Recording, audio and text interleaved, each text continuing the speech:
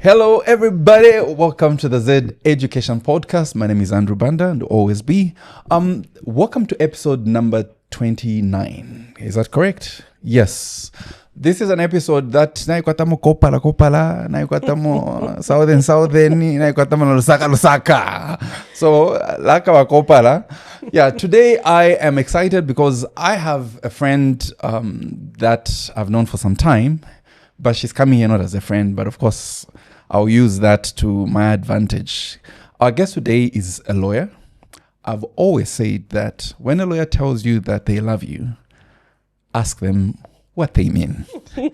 Because whatever they say sounds this way, but it means something else. So today I have a lawyer in the house, and we have a good number of questions that we've prepared for this lawyer. So if you want to know how to pass your ZIALE as a young student, as an adult, this is the guest today.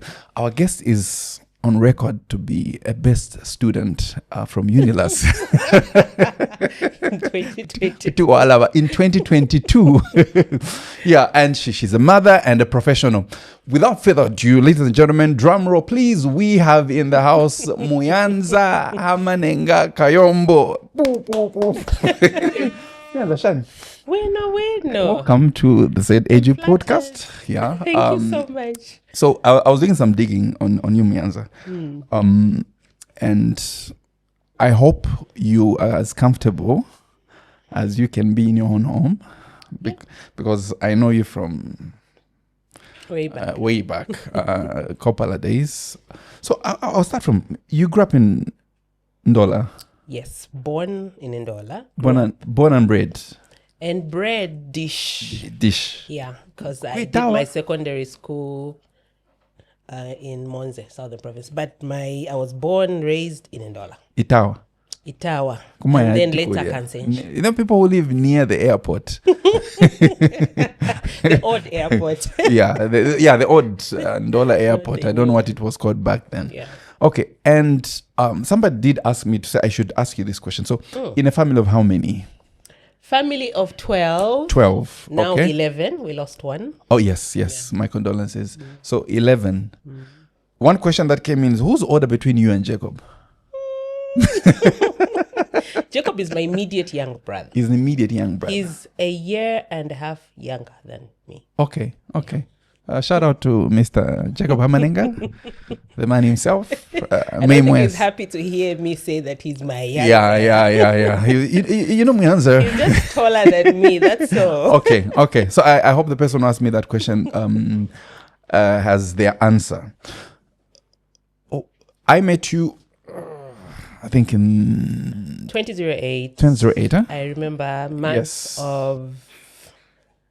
And you were nervous. April. Yes. Somewhere there. Yeah, we were auditioning you for a singing role.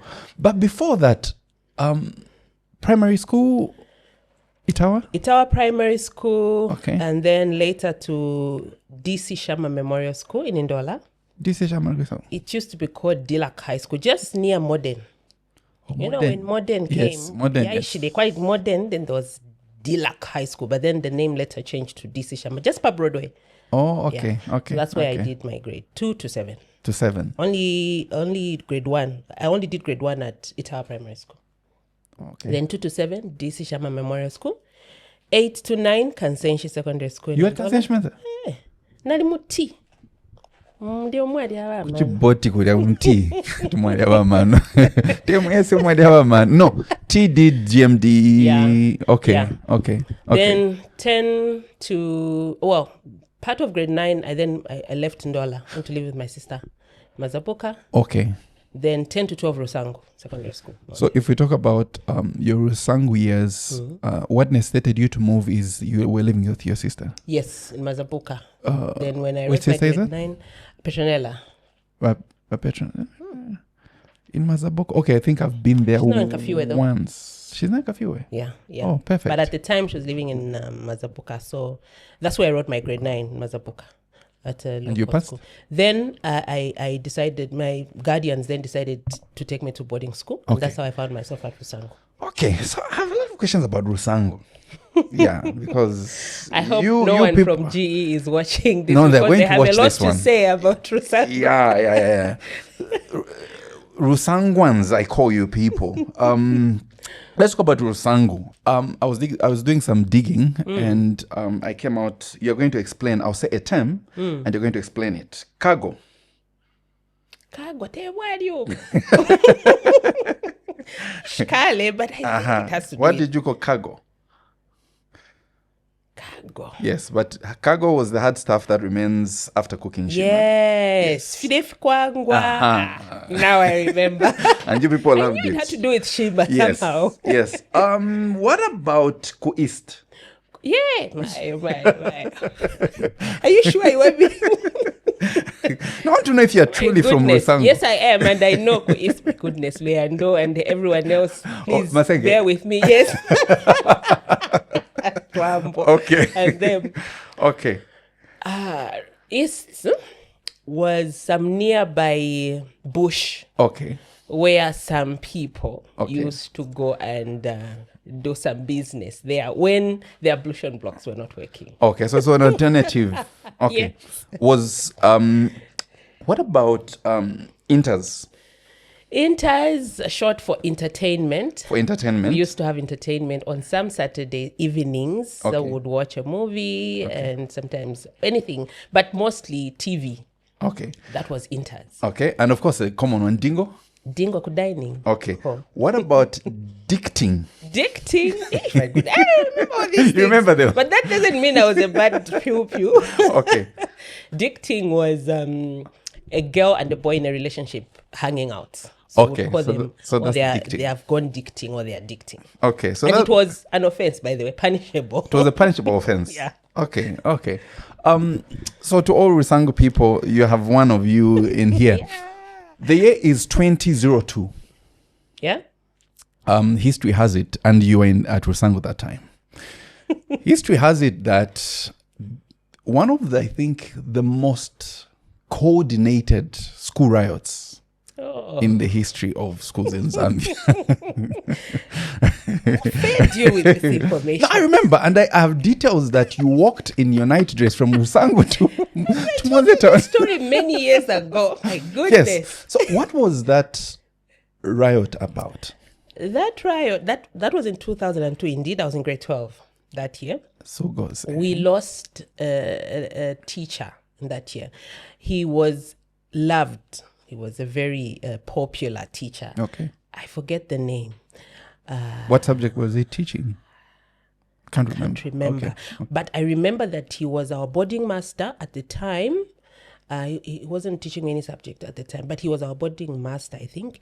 And then he died after a very short illness. So I think that puzzled a lot of the pupils, and we just sort of wanted answers, and we didn't quite get the information that we were hoping to get. So just out of that, there was no, they've killed him. We were kids. Yeah, and the mob psychology comes here. The noise started there. And then a group of boys then went and set ablaze was it a fence? Yeah. In fact, what caused the commotion was the pupils then started pointing at another teacher saying, or something like that. I see, yeah. So early in the morning, I think somewhere around 0304, a group of boys went and set his grass fence, ablaze. You don't say? Yes, it was bad. So we just woke up to this noise and commotion, and then we all just came out of our dorms, started just following group of people. and that's how we left. To where? I don't know. First, we were just following this mob, and we found ourselves outside the house of that same man whose fence was being so when the fence when ablaze was set on fire, then we knew, oh my goodness, we would now just be accused of all sorts of things, arson and whatnot. So the whole thing just ran out of control, and before long we started just walking towards town. I don't know what, we're running away or I don't know what that was. But anyway, I didn't go back to my dorm. I was just in my night dress and with a couple of friends. And that's how we started moving. Because I think someone threatened to call the police on us or something. Okay. We just started walking. Oh, Njanji from 0. For those that don't understand, Bemba, Njanji is the rail line. Yes. We walked for about 3 hours and found ourselves in Monze town. My night dress. Oh my God. The thing that there was no social media. I was with a group of friends. Then one of my friends used to live in Monze at the time. So we went to her house. That place. Chilled there. And then later on, I think we went back to school. 2 days later, the cops came and just said, Bagretov, you were the oddest past school. You should have known better. You should have controlled this situation. And that's how we were all picked. No. Muli Kasalanga. Okay, not Kasalanga, but some van. Okay. All of us, but to police. Shoo. Yeah, and we spent the whole day there. Not in the cells, but I think they just packed us somewhere. Okay. I think they were just trying to teach us a lesson. Yeah, but that was the first time something like that was happening. And I'm not proud. Okay, yeah, but it's on the record. You guys in that year, you did that. Yeah, and it's a great story. Yeah. When does Muyanza realize that she wants to do law? How did that come about? As early as grade 8, actually. I'm one of the few people who sort of had an idea of what I wanted to do from a very early age because of what I used to hear people say about me. Okay. By the way, my siblings used to call me Faweza. And it's a nickname that I grew up with because I loved school. I loved anything to do with school. So Faweza has to do with girl child education. Yes. Yeah. So I was called Faweza because of that. I loved, I was fascinated with education and I just wanted to see where it would take me. Okay. So because as a pathfinder, I used to do a lot of this memorizing of scripts. And I would hear people say, you would make a good lawyer. I didn't have anyone in my family, by the way, who was a lawyer. So I didn't even have that direct, but because of what people used to say, and lawyers memorize a lot of things, they read a lot. So I was like, I was curious, started reading up on that. So I from grade 8, 9, somewhere there, I just knew that this is something that I may want to pursue. And thankfully for me, I went through with it and I don't regret. And you studied from UNZA? Yes, yeah. Okay. How's your journey in law? Oh, that's another... I know. I think I met you before you did your ZIALE. Yes, after when I was in between uni and ZIALE. That's that gap year. Yeah. So, but how was your stay at UNZA? Did you struggle with anything? Of course. Oh my goodness. But first, the first struggle was just getting into law school, because you know at UNZA would first do that general first year of humanities. I was in the School of Humanities. Okay. So you had to make enough points to get you into law school. So there was like 500 of us in the School of Education and School of Humanities who wanted to get into law school, because we were made to indicate what course would want to pursue in second year. So first year is just, I wouldn't call it A levels, but you take in the sciences it's like A levels in the sciences. Yeah. So I was in the School of Humanities. And I had signed up to do law in second year. So, but I couldn't just get into law school. I needed to make enough points. So I think they said they only needed about 50 people. And we were like over 400, 4 to 500. 10%. Yeah, but I was, I don't know if I'm still that, but I'm just a very motivated. If I want to do something, you have to do it. Put my mind to it. What did you sacrifice? Is it sleep? Is it chills, huh? Takwadi if you and my roommates then would say, get a life, like do something, because my first year my mind was just set on this. So I did everything I could. Like I put in my best. And I always tell young people that you can be whatever you want to be if you put your mind to it. Put your With mind God to by it. your side, I mean, there's nothing impossible. How were results released back then? So they would stick the names of those who had made it. Okay. So I'm- the I'm- first list just had 30 people. There were 9 girls and 21 boys. Were you there? I was one of the 9. Who was the first person that you told to say, I made it? My sister Modi at the time I was staying. Amadi. Mhm. Okay. And it was beautiful. Then later on, my parents, at the time, my parents were still Yeah. alive. Okay. Yeah. So you made it through second year? which Yeah. takes So, you to yeah, of course, humanities? after that first list, then they added a few other people. And so we ended up being about 60, 70. Okay. Yeah. So that was my intake all the way up to 40. Okay. When do lawyers get to know what they'll specialize in, criminal, or when do you do that? Like, when do you, or is it just LLB? In Zambia, mostly we just first get on with the LLB, and then you then decide at master's level. But Okay. people choose different things, and in practice, generally, until recently, most people are just general practitioners.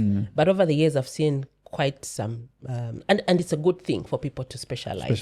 Yeah. Okay. In the past, I didn't see much of that. You just practiced in a law firm. You did all sorts of cases. So I started off in a law firm as an associate, and I did criminal, I did labor. I did Yeah, before. So when you finished your degree, I met you. I think that's the time you started working for an Indian. I was first working for Mr. Zach Muya. Mr. Moya, yes, as Mr. an Zach Moya. intern at Okay, the time. yes. I worked for him from the time I was in 3rd year Yeah. to the time I Oh, completed. really? Yes. Okay.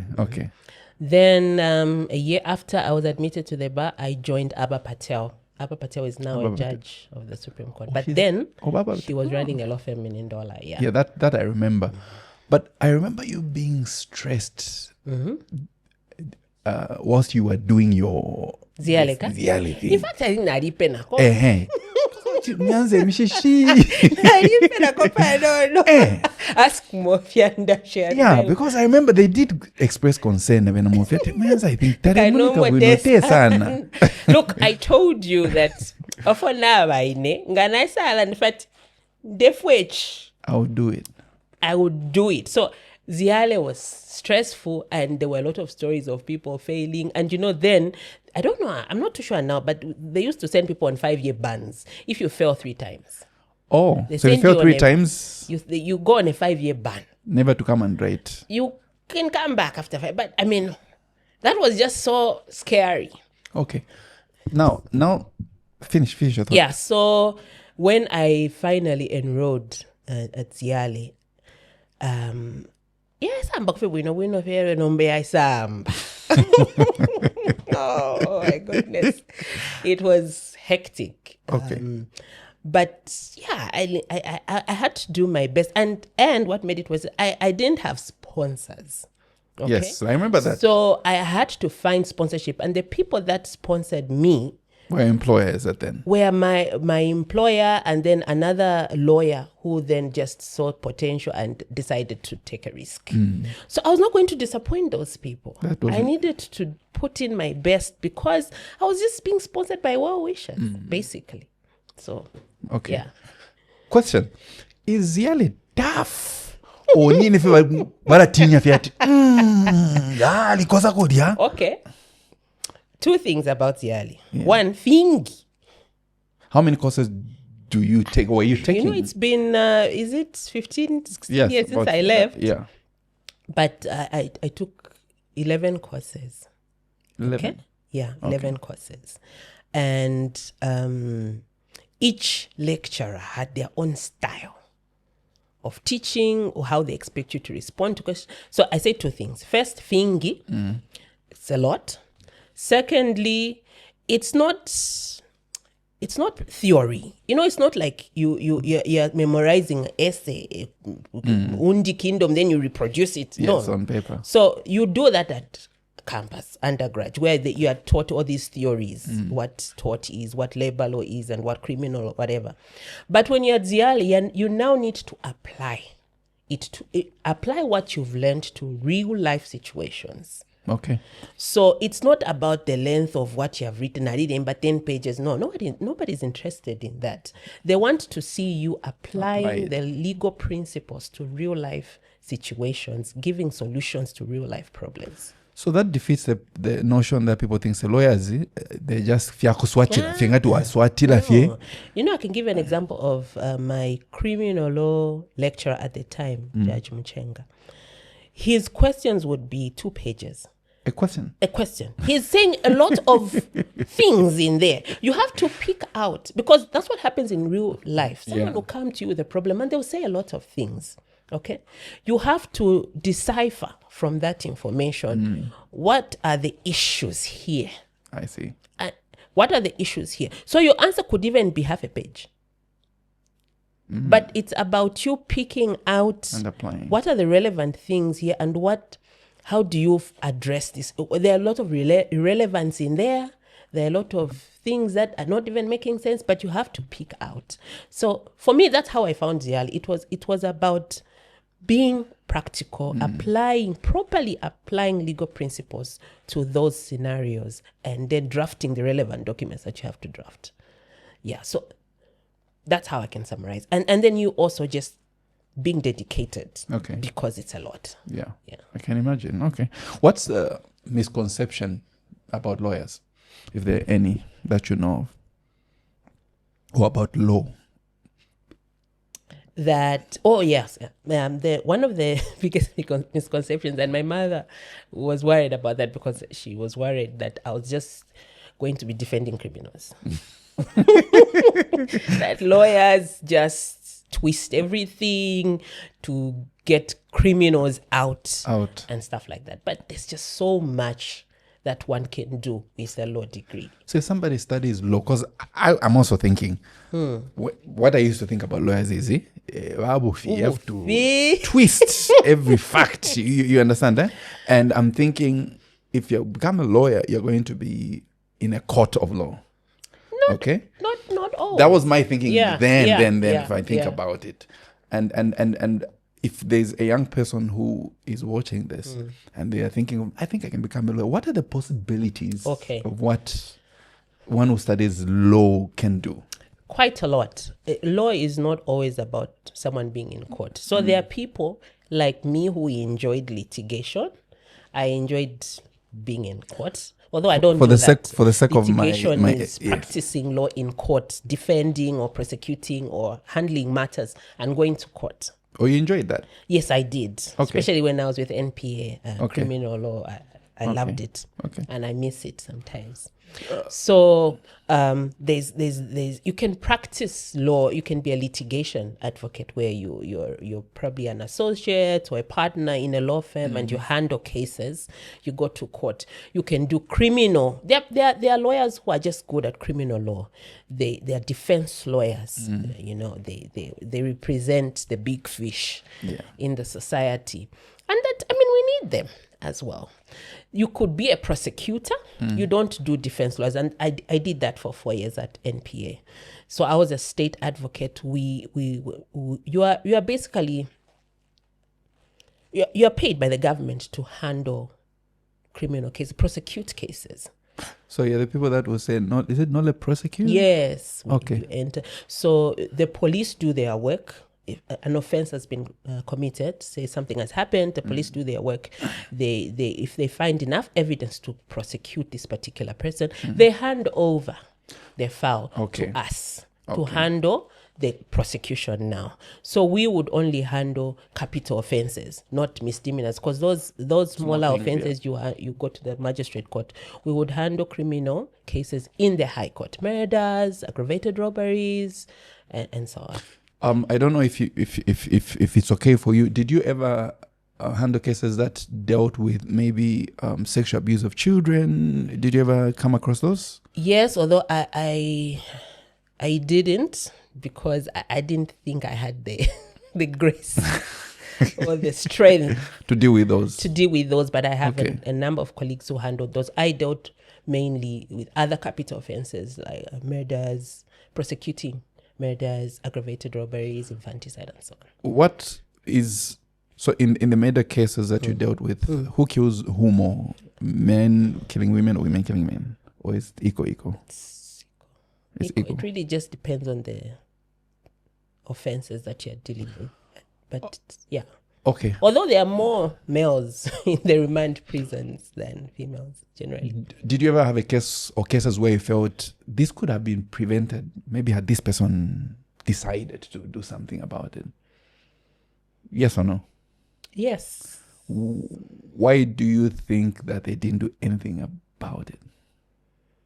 Okay, maybe rephrase your question so that I just know which For example, example to pick. if a man ends up killing a woman, okay, and facts come to say this was not the first time that this was being done. Oh, okay. Okay. Say no more. Okay. I have one case in mind. Okay. So in about 2014, I prosecuted a matter in Kabwe. It was a murder case. Okay. Don't say much.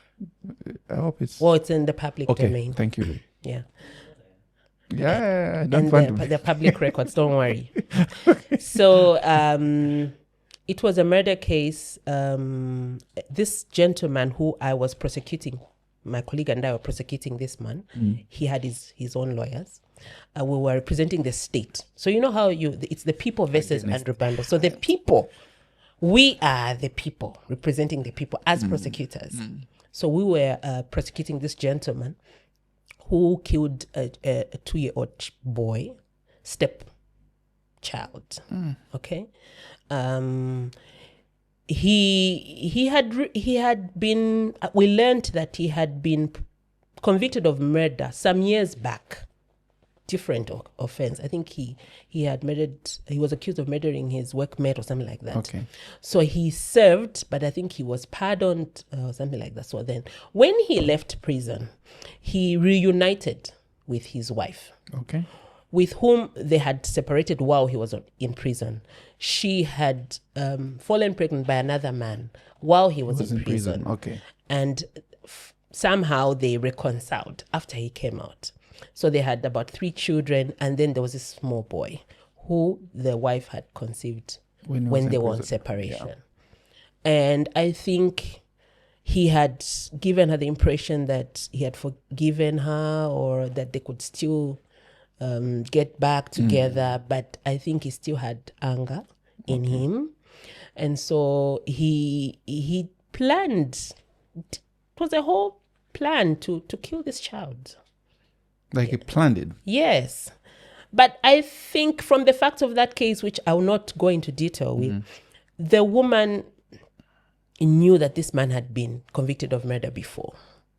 It's something that she could have avoided, bringing in someone whom she knew, the type of person, the type of person that he was, and trusting that he was going to still live with her and that child, whom he had initially threatened to kill, but then I think they reconciled, and then she said, oh no, he said that he's accepted the child. So there were a lot of such cases and very sad stories. I have a whole lot of stories. Did we win that case? Yes, of course. We the people. We the people. We the people. We won that case. Okay. And the man was in prison for life. Brilliant. You mentioned that your mom thought that you would be defending criminals. I know because I was close to your family then. I was with your brother in Kitwe, and tragedy happened that there was an accident that had mom and dad in an accident. Where were you then, and how did you receive that? At the time, it was that gap year between Unza and ZIALE. So I was just getting ready to get to ZIALE when I lost both my parents. And my mom had a lot of questions about my career. She would, she was a literature evangelist. Yeah, and reading was... So she wanted just to be sure that I was on the right path. But I think I did attempt to explain to her that, look, there's so much I can do. And she came to terms with it. So I'm happy that at least she didn't go thinking her child was lost. And that was a time that I heard you sing at the funeral. Yeah. Yeah. Actually, we met at that funeral. Yes, we met at that funeral. And of course, I came to support, but we sang through the night. The night, yes. You, the late Interveni Jerry. Yes. Batedi, yes. Jacob. You guys started in Celestial? Celestial, Yeah, great Celestial. yes, yeah.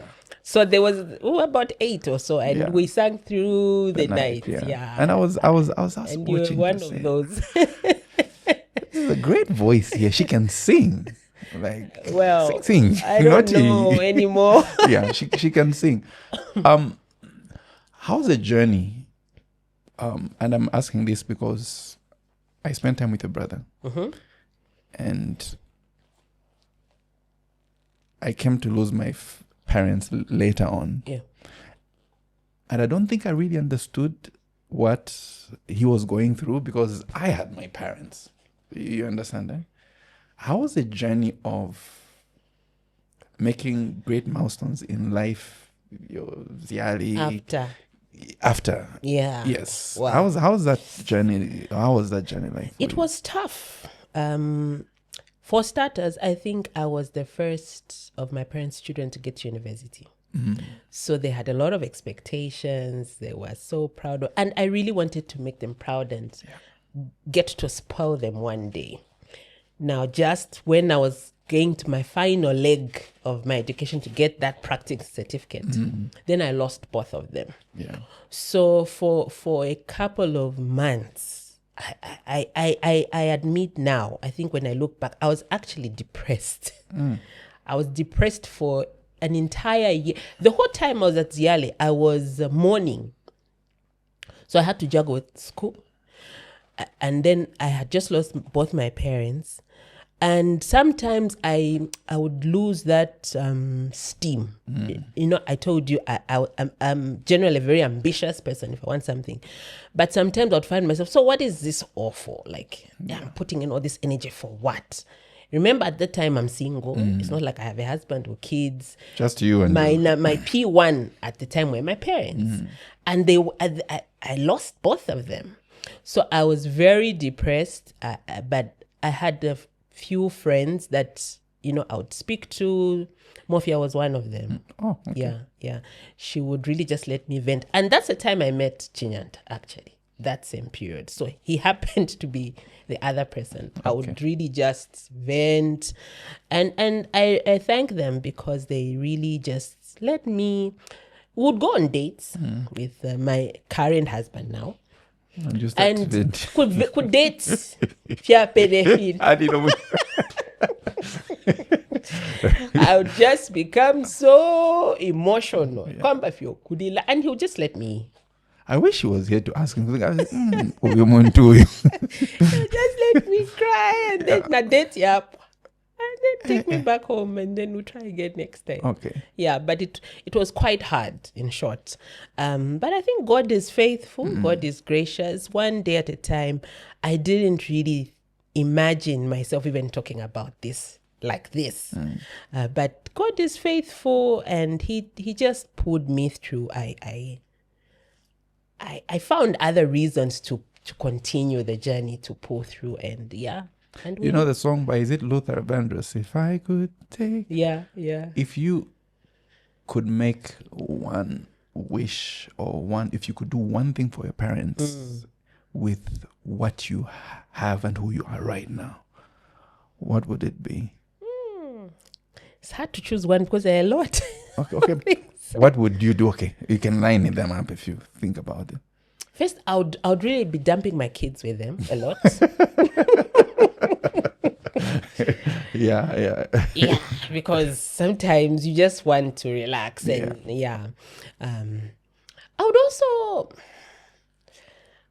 I would have a lot of questions for them. Yeah, how to navigate motherhood. Goodness, it's a lot. And you're dealing with 3 they two dealt boys with. and a girl. So and now I have a teenager. Yeah. So I would really use that parental advice. Thank God. I mean, yeah. So there are a lot of other parent figures that I have, That you have, who have stood in the gap and have assisted me. Who coined up the word uyoyange? Uyoyange? Yes. Is it Mama? Jacob Fye. No, because it's a term that has always been there. And I have no idea where it came from. So I also use it. I don't even know what it means, but I use it. And Jacob, one of those. Yeah, okay, because I was thinking that maybe it could have been No. one of your parents. No. Yeah, but I would really spoil them. I think I would really just spoil them, and I would get all the advice if I had a way.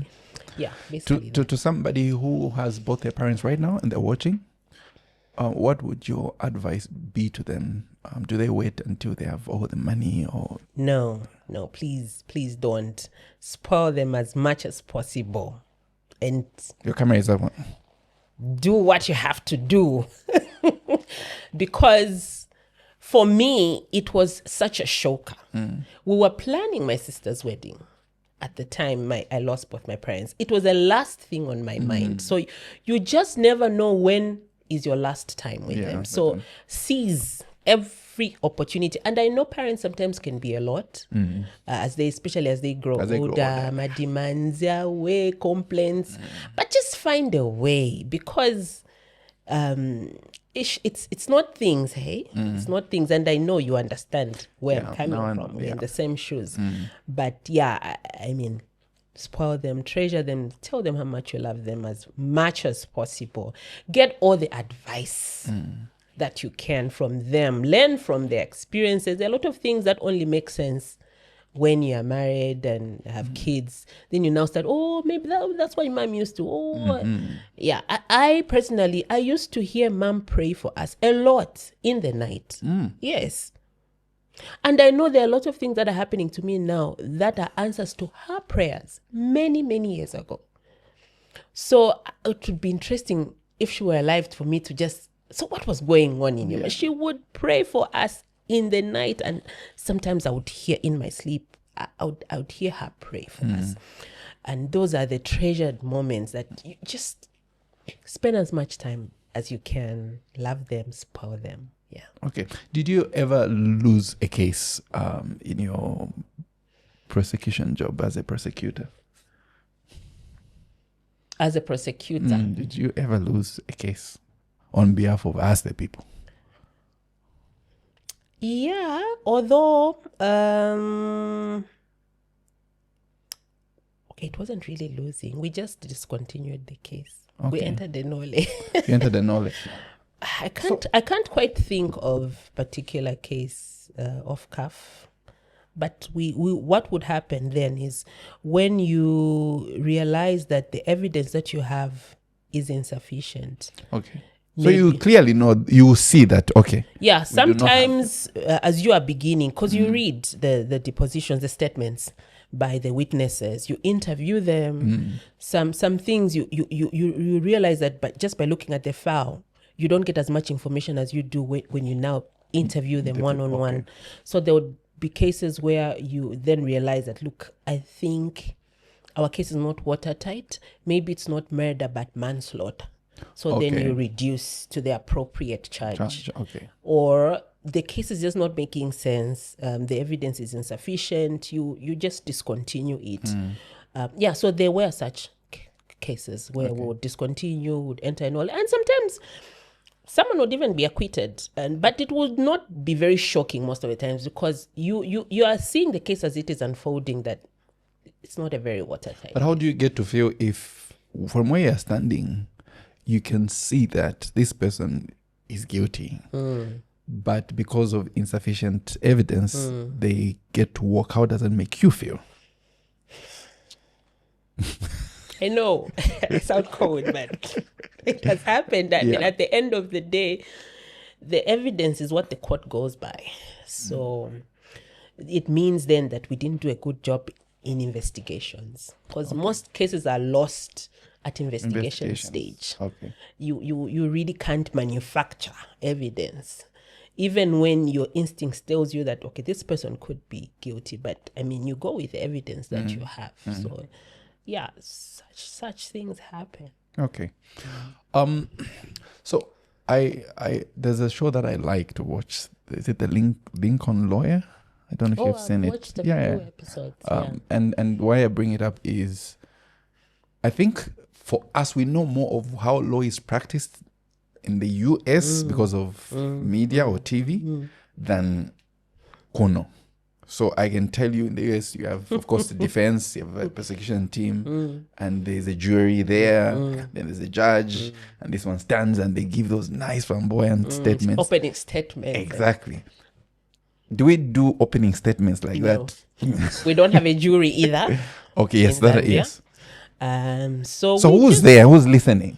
Members of the public. I mean, anyone is free. You could even just walk in one day and just sit in the gallery and. I used to go to, after I finished school, I used to go to Kuchifu Parapach. Not Kuloko Court. Kuloko Court. Nice cases there. No, not there. Okay, so I can go to magistrate. I can go to high court. Yes. Oh. So normally when we are handling a case, of course, if it's a criminal case, then you have relatives, family members, media sometimes, and just members of the public would sit in and does follow the case proceedings. Start at these higher offices? In the higher courts, yeah. Or after all the paperwork and whatnot, cause listing, you have your dates, hearing dates, so you know when you're going to court. It depends if it's a criminal matter or so. I'll explain on the criminal side. Yes. If it's a criminal matter, well, you have done you have all your statements and whatnot. The first thing that happens is the marshal. The marshal is like I don't want to use the word kapas. Yes. You know, the people that handle the work for the courts will call up the case. The people versus so and so. And whoever is accused will then be led to the accused dock. Yeah. Okay. The charge. I've been to fast track, by the way, so I'm getting a few things there. So the charge will be read out. First and foremost, well, the parties representing the different, the lawyers representing the different parties would introduce themselves, put themselves on record. And the charge, I haven't done criminal law, by the way, in a couple of years. So now this is me. Just recalling. The charge will be read out to this particular, and will be asked to take plea. They'll be asked to take plea, whether they plead guilty or not guilty. If they plead not guilty, then of course you have to now get into. And you ask the language that they're comfortable to speak. Yes. In fact, they even have to take oath. Yes. Okay. So if they don't believe in taking oath, then they'll just be made to just affirm, that whatever they will say, that is now for the witnesses, by the way. Okay. So they'll be asked to take plea, plead guilty or not guilty. If not guilty, then the prosecution will be called to now present their case. Okay. So then witnesses one by one will be going in there. A witness doc. They'll take oath and they'll give their evidence. After that, there's what is called the no case to answer stage, where before even the accused gives their side, just from what has been laid by the prosecution, when the prosecution closes their case and makes their submissions, sometimes would make submissions or some sort of summary and of the case viva voce, meaning you actually state what you're presenting before the court. This is our evidence. We believe the prosecution has made out a case based on the evidence that has been adduced. You sort of analyze, you state some decided cases to persuade the court to make a ruling in your favor as prosecution. Okay. At that stage, the defense lawyer will also present, most of the times it used to be written submissions, but sometimes can even be oral submissions right there in court. The gurus will just get into it right there and start submitting without anything written. Because they've done it so many times, so they're very familiar. And then at that point, the court will make a ruling on no case to answer, whether from the evidence that is presented, the defendant or the accused person should now state their case or not. Yeah. So if the court places the accused on his defense or on her defense, then the defense case opens and they now need to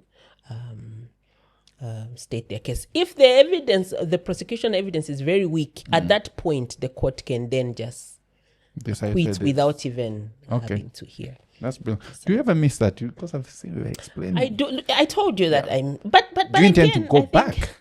I don't think so at this point. Okay. Because I like what I do now. I think life is all about change. I enjoyed it while it lasted. I did that for 4 years. Okay.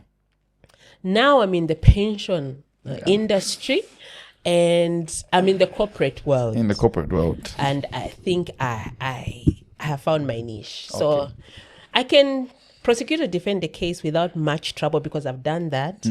But I think it was time for me to grow and do something else. And I love what I do now. Okay. Talking about what you're currently doing, and I think this is going to be nice. You are working with NAPSA. Yes. And you are in the legal department. Yes. As what do you say there? I'm senior manager legal. Senior manager. I'm with the manager here. So we are good. So let's talk about the pension reforms, because I know that every document the legal department has to go through everything and look at the implications and all. We before NAPSA there used to be pensions fund. I think it was a pensions fund. Is it? Zambia National Provident Fund. Yes. Provident Fund. Okay. Oh, Ndola pa Provident Fund is that building. There are a lot of buildings that were. So back in the day, somebody worked for years, and we grew up. For example, para vena job para poka pension. And over the years, I think the year 2000 coming forward, there is a change to say now there is this NAPSA, this thing called NAPSA. So I'm going to play. I don't know much. Is NAPSA progressive? Extremely. I'd like to think so. If I compare it to Baripoka pension to what is now, and we always see changes in the reforms. Every now and then there's a reform. If you look at a young person who's starting work today, what do they expect from NAPSA to do for them when they retire? Okay. So first things first. NAPSA was established in the year 2000, took over from Zambia National Provident Fund, and the scheme design was now different. NAPSA scheme design is very different from the Provident Fund. Okay. For the Provident Fund, that was a defined contribution scheme. These are pension terms. Okay. Defined contribution scheme, which means you put in your contribution, interest is added at the end of a particular term, you get back your money with interest. That's all. And you part ways. That's it. That's a defined contribution scheme. A pension is a pension. The use of the word pension That's can be a bit misleading, but yes. Yeah.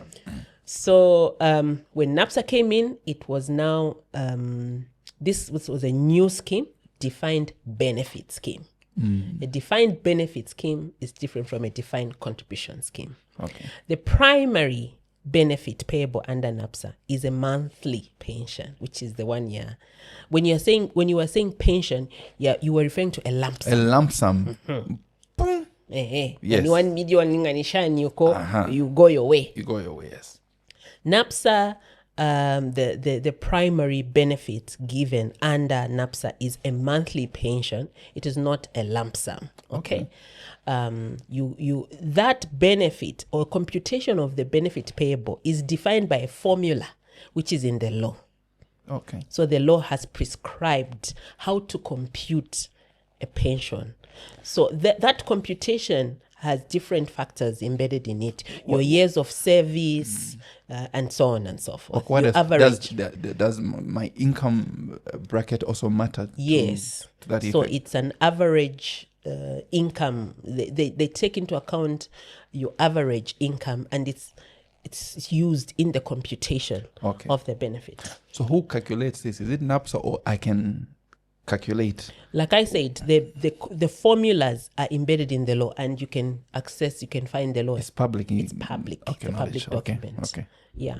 So there's the National Pension Scheme Act, and there's also the National Pension Scheme regulations, which now prescribe all these formulas, different formulas, depending on the benefit that you are getting. And that's a whole field on its own. But maybe just to explain it broadly, so what you get if you qualify for a pension is a monthly pension that you get for life. By qualify, what I mean is you don't just automatically get a pension. You must meet certain benchmarks. Firstly, you must have attained pensionable age, which is 55. Which used to be 55. Okay. Now is 60. Why? 55. Okay, that's another discussion. Okay, yes, we'll come to that. For you who started working when the retirement age was 55, you can retire at 55. Okay. That's good news for you, I guess. Thank you. Okay. So, if you have reached retirement age and you have made not less than 180 monthly contributions. Not less than, which is equivalent to 15 years of service. Yeah. Then you are eligible for a monthly pension. Okay. Question there. If I turn 48 and have made the contributions of 180 contributions toward the NAPSA and I decide to retire, do I get my money right there and then, or when I turn 55, that's when it's activated? When you turn. Okay. So these two must be met, not one, but both. For you to now be fully insured and be able to be placed on a month. So when you retire, this is what, July. You retire this month. In August payroll, you are placed on the NAPSA payroll, pensions payroll. Okay. You'll be getting what has been computed based on that formula I told you for life. Okay. What are the mode of payments? You pay mobile money or bank? Bank. Basically, mainly through the bank. What's the minimum amount? The minimum amount payable under NAPSA for this year, this figure increases every year based on the wage inflation. Okay. So it's not static. Okay. And that minimum pension is for those workers who are contributing smaller amounts of money, mainly workers such as domestic workers, general workers. So the minimum pension for this year, roughly, I don't want to mislead, but if I'm not mistaken, it should be between 1,800 or 2,000. Okay. And what's the maximum? A range, just in a range of? I'm not quite sure, but perhaps around 10,000. Okay. By the way, this is tax-free. Oh, it's tax-free? It's tax-free. So if you don't meet that criteria, if you've reached retirement age, but you have less than 180 contributions, you will then be paid your lump sum. So if I do 170 contributions and I retire, I'll be given a lump sum. So because you have not met the criteria for a pension, I see. You will then be paid a lump sum. I must mention here that the primary benefit that NAPSA was established for, like I said, is a pension. But I must also state that with the reforms that were recently implemented, this what I explained was the status prior to the reforms. The recent reforms. After the recent reforms, following the new, because we repealed and replaced our acts. So now we have a new act. It has replaced the old one. Okay. National Pension Scheme Act number 72 of 2026. You can find it on the National Assembly website, or you find it. Now we have introduced a 30% lump sum that one can get, even if they qualify for a pension. So like for me, most likely by the time I'm retiring, I'll be eligible for a pension. I'll have made more than 180 contributions. Okay. But instead of just being placed on a pension payroll, if I want, I can claim 30% of my contributions as a lump sum. And the balance is what then is going to be used for my pension for life. So meaning the balance cannot expire to Wapuisha. So many people, and this is another misconception, many people think a lump sum is very expensive for NAPSA and we don't want to pay a lump sum. That's why we want to pay a pension. A pension is actually more expensive for NAPSA because it's not like when we've paid you the amount of money that you contributed, then we will drop you. No. We'll continue paying you. Are on a pension payroll for the rest of your life. When you die, if you have children below 18, they will be put on a survivor's pension. They'll also be receiving a survivor's pension until they turn 18, and if they're in school, until 25. Oh. Yes. So if you ask me, if I would be given a choice whether to get a lump sum of pension, I would go for a pension myself because I understand the benefits. Okay, for me. But you still have the option when you retire. So give me. So the new reforms now allow me, if I want to get a lump sum, because that was the public outcry from members out there that look, I want to have some meaningful lump sum to be able to do one or two things, and we responded to that by introducing this 30% lump sum. Okay. The only difference is that if you got that 20% partial, if you got the 20% partial, your 30% will have to be less. That 20. So the contributions after that 20% which you got after, they will get the entire 30%. From the period where you got your partial, they'll just get an addition of 10% to make. Hence the 10% that is reflected. Okay. To make that lump sum that you get. It's optional. If you want, you get it. If you don't want, you just go straight on a pension. Then you get a higher pension because then there's no deduction. There's no lump sum. Okay. So that's one of the major changes in our reforms. What do you think, or why do you think putting people on a lifelong monthly pension is better than just giving them at once to say, Adrienne?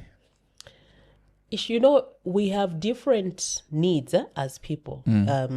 What you may consider as beneficial, another person may not consider. But speaking on my own behalf, not for NAPSA, but as Muyanza here, speaking to you personally, I think a pension is better, and I will definitely go for it if the law still remains as is at the time I retire, because ideally NAPSA was meant to just provide that additional income replacement when I've lost my job. My income, so when I'm no longer able to go to work and earn the money that I'm earning now, NAPSA comes in to just provide that basic cover, just so that I should be able to pay my own bills. I should be able to buy my own newspaper. It's not meant to cover or to put me back to where I was, because I'm only contributing 5%. So obviously I can't expect to get so much from NAPSA because I'm not contributing 50% of my salary, or it's just 5%, and it is even capped. So I would personally go for a lump sum because I have this other 95, a monthly pension. Okay. Because aside when I contribute that 5%, I still have this 95 where I can use which I can use for other projects. This is my last option in case these things fail, or for whatever reason these other my investments don't yield as much as I have this cover for life. Shakarirepo omuntu ati shikwete transport money from a funeral, I get something at the end of, if it's a 7-pin or a 10-pin tax-free. For me, a pension would work best. Okay. But like I said, people have different needs and have reasons why they would want to get. But this is just me. Okay. I've more questions, but I feel like I'm promoting NAPSA here. NAPSA should sponsor this episode. What do you think? They should. So I saw something that was, is it is it a national fund from NAPSA? Have you introduced some investment? Oh, yes. Packs? So like I said, there are a number of new features in our pension reforms. One was just the 30% I was talking about. Yes. One of the other new features in our new law is the introduction of sub schemes. These are like mini schemes from the main scheme. Okay. We have supplementary savings scheme. If as NAPSA, I feel like as a contributor, I feel like 5% is too little. I want to boost my savings. Okay. I can contribute another amount of my choice. There's no minimum, there's no maximum. It's up to me in my supplementary account. And this one is not linked to the main scheme. So it doesn't have the exact rules where I should be what. It has its own rules. What I'll be getting there is a lump sum. So in these sub schemes, they have their own rules. On a different day, when you invite NAPSA or someone from NAPSA, we can then shed more light. Yes. So there's because that. there are three of them. Then there's also the Zambia Kuchalo. Okay, so let's hold it there. Don't go further. We should have the corporate affairs from NAPSA because I'm telling you.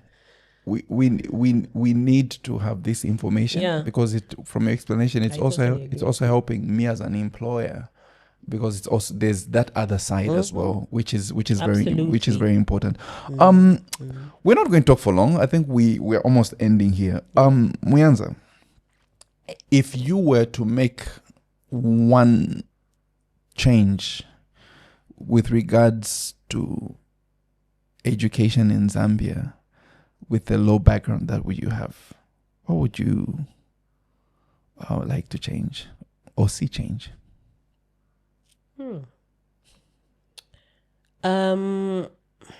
Yes, I'm a lawyer. Currently, I'm in the pension industry, so pension is a huge. I have a passion for that.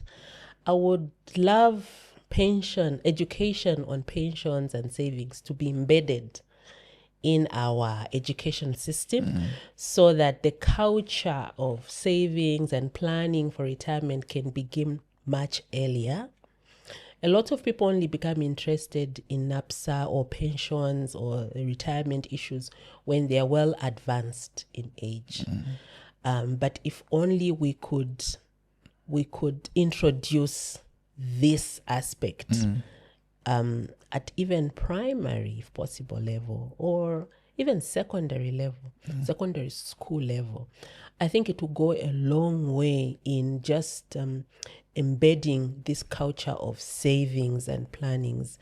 When you go on the street and ask people about NAPSA, the average person will tell you, why should I work and then just die and leave that money for other people? Better eat it now. Let me eat it now. That's the response and you it's sad. get. Yeah. I find that sad myself. And sometimes I feel like it's because we don't speak much about this. We don't teach our children much about this. If it can be broken down from an early age, every time you have something, you save this. That culture of savings and planning, long-term planning, I think will go a long way. So I think that would be one change I can expect. Somebody that we both know once told me they came home and they found we're putting up a library and the kids were reading, and the comment was like, you're raising your kids like Muyanza's kids. I was like, what do you mean? Like, what do you mean? So they said, those kids can read. They're always reading. I'm thinking, okay, that's a good thing. What is it with you and reading for your kids? Especially, I can mention Lisa, I think was cited. She's the girl. Lisa, I don't know. Lisa naturally loves reading, but I learned also that in the family, especially from her dad's side. There are a lot of readers there. Morpheus a reader. My mother-in-law reads Mom's a reader, lot. yeah. Morphia reads a lot. So I think there's also that embedded there. But I think it's also just parenting is hard. You have to make sure. So they come with books every day because they give them books different books every day they have to read single a day. book. They have their homeworks or what, but they must have a book to read every single day. And you have to sign against that to confirm that the child read. So in the early years, of course, when they are learning how to read, they have those simpler books. It means you have to sit there and ensure that they read, they understand, then you sign off. So from that culture, I think they then just carry it on themselves. My role, especially in the initial years, is to just make sure that I help them read a way that they can't read. But also, there was a year when we had load shedding. That year, my children read like no other business because there was no power. It was a blessing in disguise. For me, Yeah. it was a blessing in disguise because I think that was the year we scored even the highest. Ah. Yeah, in terms of their grades. So what does that tell you? Is it if there's less entertainment like TV, Definitely. productivity for the kids? Definitely, because then they'll want to do something else.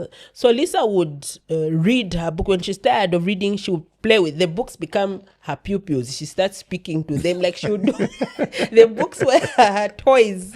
I see. So aside from her just naturally loving reading from wherever she got it from, but I think those deliberate interventions, you control TV time. You must control TV time because left to their own devices, they can just go on and on. And as a working mother, it's harder, but you just have to. There are certain things which are not negotiable, I believe, in life. You have to find the time to sit and get them through, make sure they have read or they've done their homework, and that way it carries them through. Yeah. Okay. So my manager is saying we are almost winding up here. As you are speaking, do you ever have moments where there's a time that we want our kids to learn how to read, but there are times that now fiachilamo. Do you ever have moments where it's time to eat? Yes, but Lisa, so the boys, I think they manage this better. Yeah. They're jumpy and whatnot. But Lisa, whenever you're on a trip, she carries a book with her. You're going to the mall, she'll carry a book. You're going on a trip to see grandma in Indola, she will pack her things. Check her bag. There will be a book. That's brilliant. Yes. I see why that comment came here. Yes, because many people come home like this child. She even attempted to read the Bible. She's I think she's somewhere around Leviticus. Really? She intends the to read the names in the Old Testament. So it's a little extreme. Yeah. But people sometimes I even sort of complain. I'm like, this is a little too much. But people tell me, no, you just nurture this. Make sure she just balances. You teach her other things, but don't ruin this for her. So because it's how she views the world. It's reading is another word. Like just goes in. Yeah. And we need more readers. By the way, we need there are surveys that have been done in that literacy levels are going down because of too much screen time. The world is too many visual things, and the more rapid. Never have a child. I read an article last week that was saying a child below the year of 2 should not be given to watch too many rapid moving things. Even cartoons, everything is just jumpy. It affects the attention span because everything is. So you find that, but reading, nothing is moving up and down. So you always have to make sure that the child first is introduced slow moving things, but mostly reading should be embedded in them, which is brilliant. You're doing a great job. You're doing a great job from that comment that I got. It's like, there's somebody who's raising the kids there. Muyanza, so this is the first time we're doing this. It's a segment on the podcast. Remember when we used to go, because this is trade fair time. Yes, so ngamwakutetfeya kwale bati kuri mic ya radio 2 or radio chengelo. So barakwipshati nuona nishina walande shina then walachitako it's a shout, now we call it shout out, but walipushako banani. Aha. So this segment we want you to do a shout out to people that and they should watch this podcast. So walapushako banani. Just do a shout out to anybody that you want to do a shout out on the podcast. Yeah. First things first. First people first. Ndipo shako basike. Yeah. Mr. Kayombo. A shout out to my siblings, Jacob, Banji, Kuli, Luendo. There's so many of you. But you know yourselves, Chimunya, Petit. Shout out to Mwaka, my good friend in Luansha. Dorcas, very good friend as well.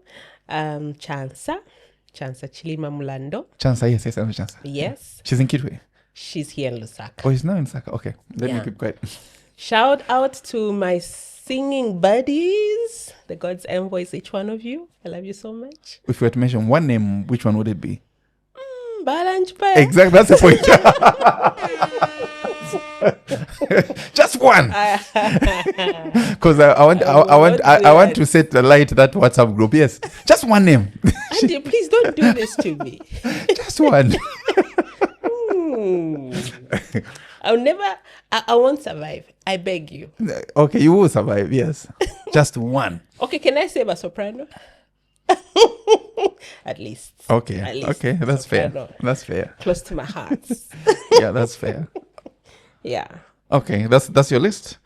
Yeah, I think for now. All right, thank you.